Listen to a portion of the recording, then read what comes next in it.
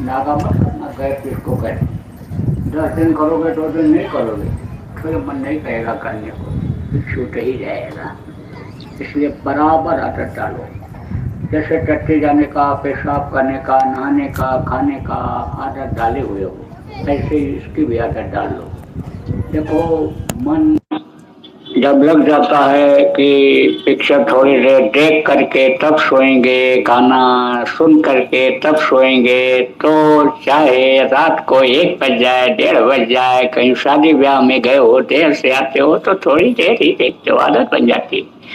ऐसे ही जब इन कामों की आदत बन जाती है, उसी तरह से आप समझो ध्यान भजन करने की थोड़े समय की आदत डाल लो, तो मन बगैर किए नहीं मानेगा। सुमिरन आप सुबह देखो, बिस्तर पर बैठे बैठे ही करने की आदत डाल लो, और जिस दिन नहीं कर पाओगे मन लगा रहेगा, जहाँ मौका मिलेगा तहाँ ही करोगे।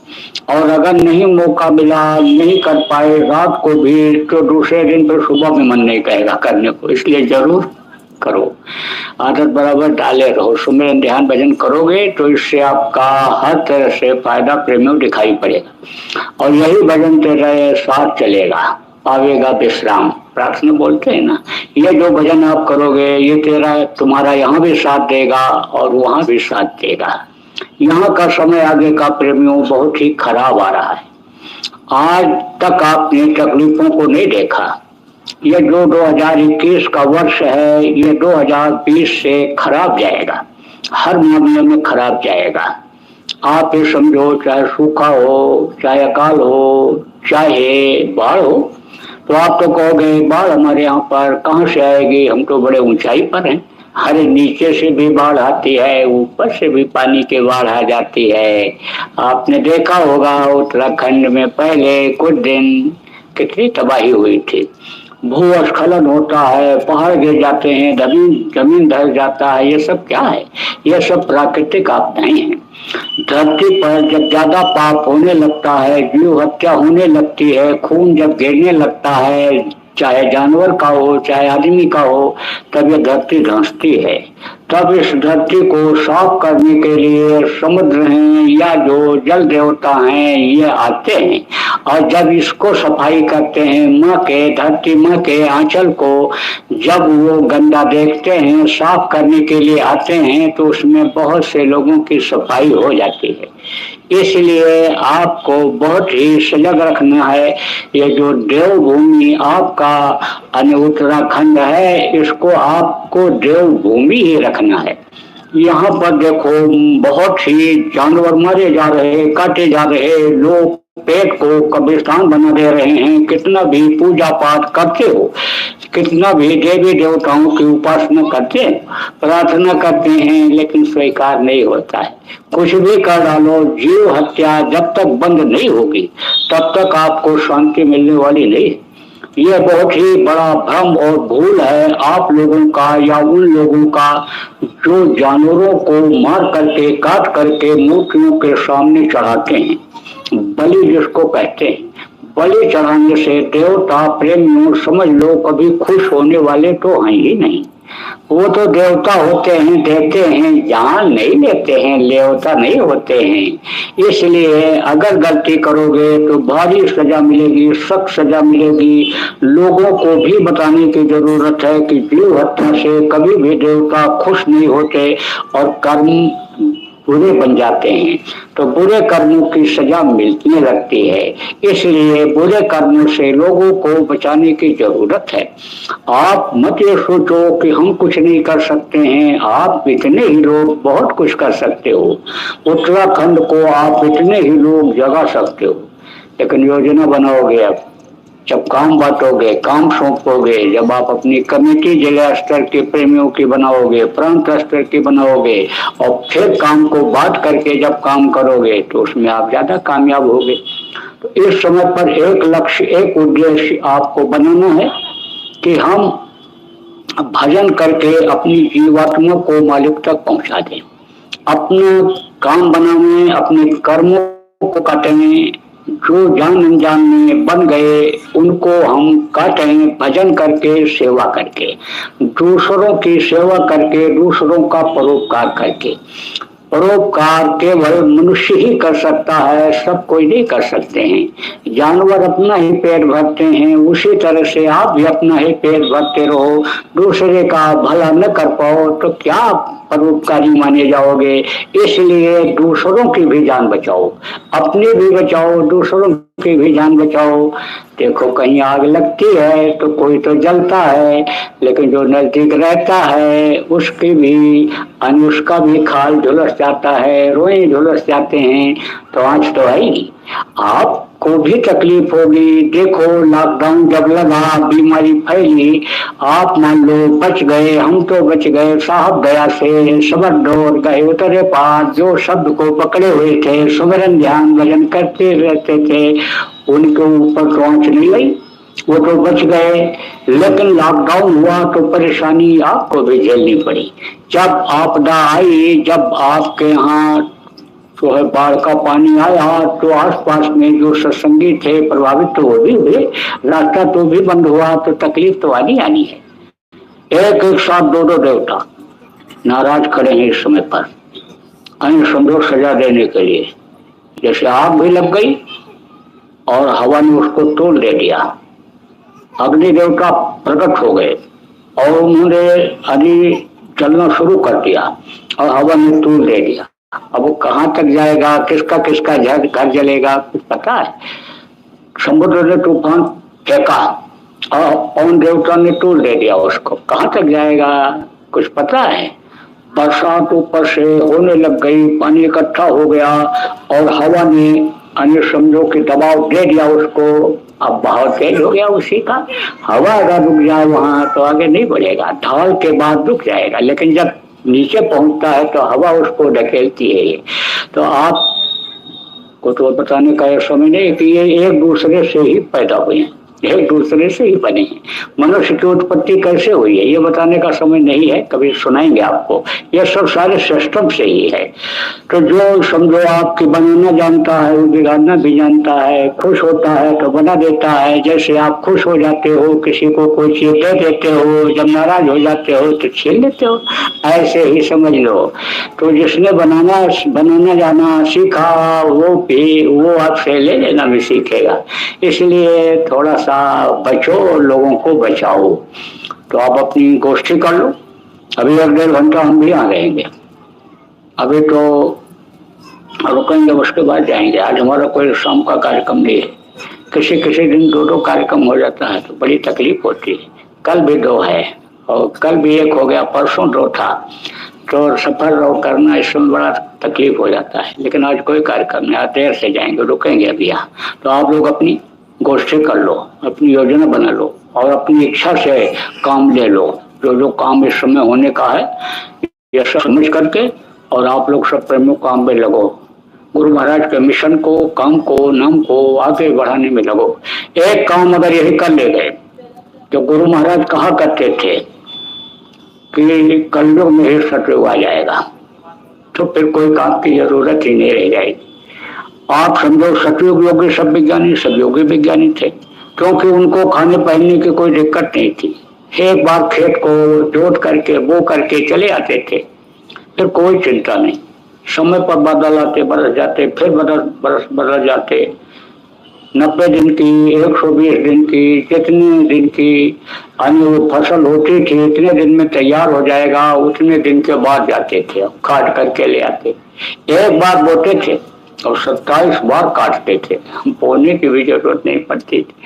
तो क्या था, फिर भजन करते थे। आपको तो रोटी की, रोजी की, आपको न्याय की, शिक्षा की, चिकित्सा की जरूरत है, उसकी चिंता रहती है। जब ये सब चिंताएं खत्म हो जाएंगी, व्यवस्था सही हो जाएगी। भारत देश का संविधान जब बना था तब बहुत संघर्षों में परिस्थितियां दूसरी थी, अब ये पुराना हो गया, समय परिस्थिति नहीं रह गई। इस संविधान के द्वारा तो सुख शांति चैन मिल ही नहीं सकता है, ये न्याय सुरक्षा ही नहीं दे सकते लोग, नियत को सही किया ही नहीं जा सकता है। इसलिए इसमें परिवर्तन आ जाएगा, बदलाव आ जाएगा, नियम बदल जाएगा, यहाँ का भी नियम बदलेगा, धरती का नियम बदलेगा और ऊपर से भी कुछ नियम में परिवर्तन होगा, सुख शांति मिल जाएगी। लेकिन ये बीच का समय खराब है, आप ये समझो कि एक कुर्सी पर दो राजा नहीं बैठ सकते, एक गद्दी पर दो राजा नहीं बैठ सकते, एक कुर्सी पर दो अधिकारी एक साथ नहीं बैठ सकते। एक हटेगा तब दूसरा बैठेगा। तो जब कलयुग जाएगा तभी तो सतयुग आएगा, तो ले जाएगा बहुत लोगों को, कलयुगी प्रेमियों को, जो कलयुग से ही प्रेम करते हैं, कलयुगी ही काम करते हैं, ले जाएगा उनको रगड़ता घसीटता हुआ। बहुत मरेंगे, प्रेत योनि में चले जाते हैं, काल मृत्यु में जो मरते हैं। उम्र पूरी की अगर जो मरते हैं प्रेत बन जाते हैं। बाल जैसा मुंह होता है, खा ही नहीं पाते, पेट ही नहीं भरता है, परेशान रहते हैं, दूसरों को परेशान करते रहते हैं, बहुत समय तक रहना पड़ता है। आप समझो हजारों वर्ष तक प्रेत योनि में रहती है जीवात्माएं, सजा के लिए ही प्रेतों में प्रेत योनि मिलती है। तो आप समझो प्रेमियों कि सब मर ही जाए तो सतयुग देखेगा कौन। इसलिए सतयुग के लायक कुछ लोगों को तो बना ही लो कि जिससे सतयुग देख लें। तो अगर सतयुग आ जाए धरती पर तो समझ लो फिर कुछ करने की जरूरत आपको नहीं रह जाएगी। अब आने को तो कभी भी आ जाए, चुटकी बजाने में आ जाए, लेकिन मरेंगे बहुत, तो बचाना है, देखना भी है अपने को, दिखाना भी। आपके बहुत से घर के लोग ही सतयुग देखने के लायक नहीं बन गए, बन पाए, उनको तो कम से कम बनाओ, वो तो सतयुग देख लें, नहीं तो वही चले जाएंगे। उनके लिए मोह में आप तड़पते रह जाओगे। तो ऐसा काम तो करने का अभी थोड़ा मौका है, आप मेहनत कर लो, सतयुग तो आएगा, उसको कोई रोक नहीं सकता। लव पुराण के 40वें अध्याय में लिखा है, आप समझो सूर सागर में लिखा है, जगन्नाथ दास की उड़िया किताब में लिखा है, गुरु महाराज बराबर कहते रहे, संत वचन पलटे ही नहीं, पलट जाए ब्राह्मण। महात्मा की बात कहीं गलत होती है। एनी ढेनी पुख निछत्ते कर्कट राशि लिख दिया उन्होंने, किसने? जगन्नाथ दास ने। उड़िया में महात्मा हुए, उड़ीसा में लिख दिया उड़िया भाषा। ऐसे ही मैं आज आपको बता दूं, जिस दिन से देश में गौ हत्या बंद होगी उसी दिन से समझ लो कि सतयुग आने की किरणें इस धरती पर पड़ जाएंगी। उसी समय गौ हत्या बंद हो जाएगी। गौ हत्या ही नहीं, देश में कोई भी पशु पक्षी की हत्या नहीं होगी। कश्मीर से कन्याकुमारी तक कोई भी मांस की, मछली की, अंडे की, शराब की दुकान ही नहीं होगी। आप ये समझो मेरे कहने से बहुत से लोगों ने बंद कर दिया और दूसरा धंधा शुरू किया, अच्छी आमदनी हो रही, खूब बरकत मिल रही है, बता रहे हैं लोग। तो बस आदमी तो यही सोच लेता है मैं नहीं करूंगा, बच्चे भूखे मर जाएंगे। ये तो सोचता नहीं है कि जो पैदा होने के पहले माँ के स्तन में दूध भरता है, परवरिश वो करता है, उसको तो भूल गए। आप उसको याद रखो, वो देगा। नियत सही रहने पर बरकत होती है। तो ज्यादा समय आपका नहीं लूंगा, अब इस कार्यक्रम का होगा समापन। प्रेमियों देखो, देश प्रेम बनाए रखना, देश की संपत्ति आपकी अपनी संपत्ति है। हड़ताल, तोड़ फोड़, आंदोलन, धरना, घेराव, हिंसा, हत्या, आत्महत्या से दूर रहना। ऐसा कोई काम न करना कि जिससे धरती पर एक बूंद भी खून आपकी वजह से गिरे। तो सब जीवों पर दया करो आप, और सबके रक्षा, सबके हित की बात आप सोचो। जो भी नियम कानून है उसका सब पूरा पालन करो, जो भी हिदायत मिले उसका आप पूरा पालन करो। अधिकारी कर्मचारियों का सम्मान करो, इज्जत करो, उनके काम में सहयोग करो, उनके काम में अड़ंगा आप मत डालो। बोलो जय गुरुदेव। मेहर के नजर करो मेरी ओर, मेहर के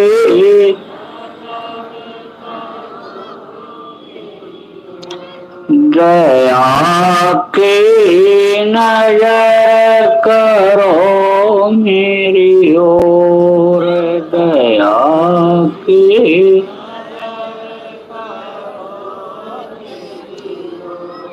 निश दिन तुम्हें निहारूं सतगुरु निश दिन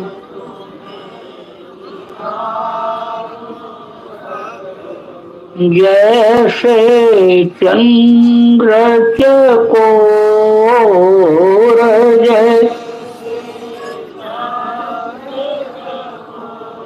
हृदया के नजर करो मेरी ओर दया के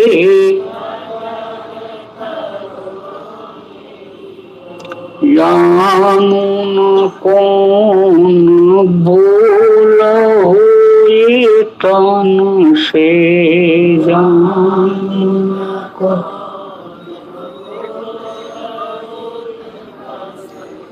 लियो हमसे मुख मोर लियो हृदया की नजर करो मेरी ओर दया के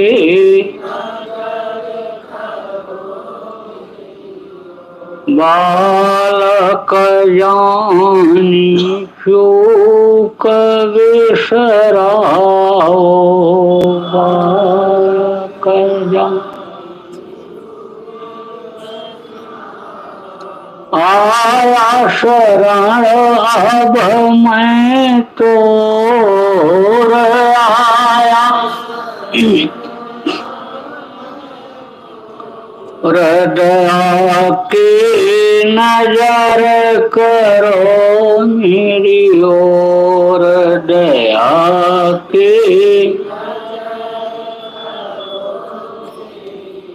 सदा दयालु स्वभाव तुम्हारा सदा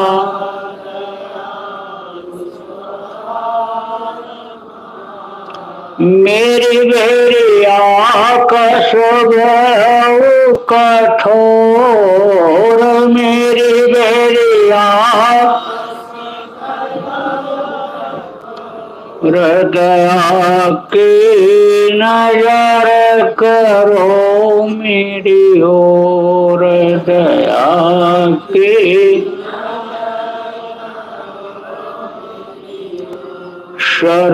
शरणागत की लाज न राखो शरण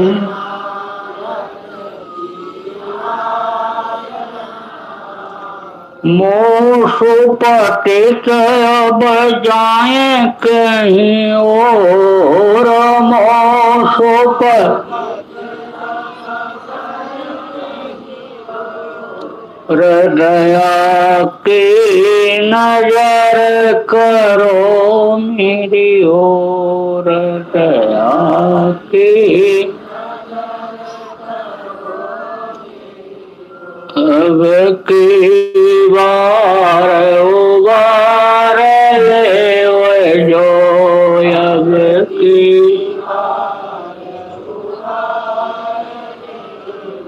फिर नजर पग यही मगोर फिर नजर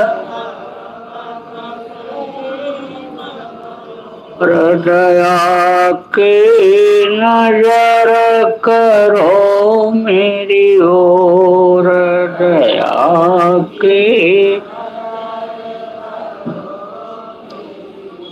मेहर की नजर करो मेरी ओर मेहर की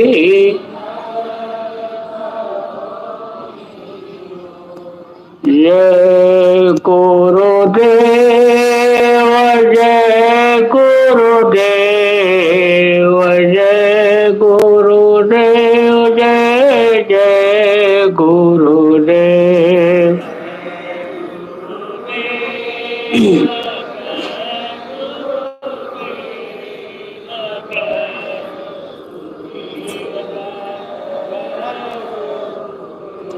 जय गुरुदेव जय गुरुदेव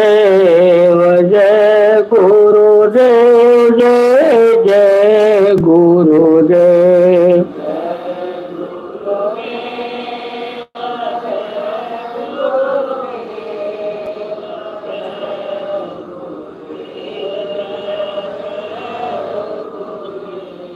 इसी तरह से जय गुरु के नाम की ध्वनि आप लोगों को बोलना है और बुलवाना है। तो बोलो जय गुरुदेव। आपने हमको इतना समय दिया, हम आपके आभारी हैं। व्यवस्थापक के, प्रचारकों के, जिन्होंने अच्छे काम के लिए जगह दिया, जो अधिकारी, कर्मचारी, प्रबुद्ध नागरिक इस कार्यक्रम को संपन्न बनाने में मदद किए, हम सबके आभारी हैं। मेरे कहने में अगर आपको कोई चीज खराब लगा हो तो उसके लिए माफी चाहूंगा। बोलो जय गुरुदेव।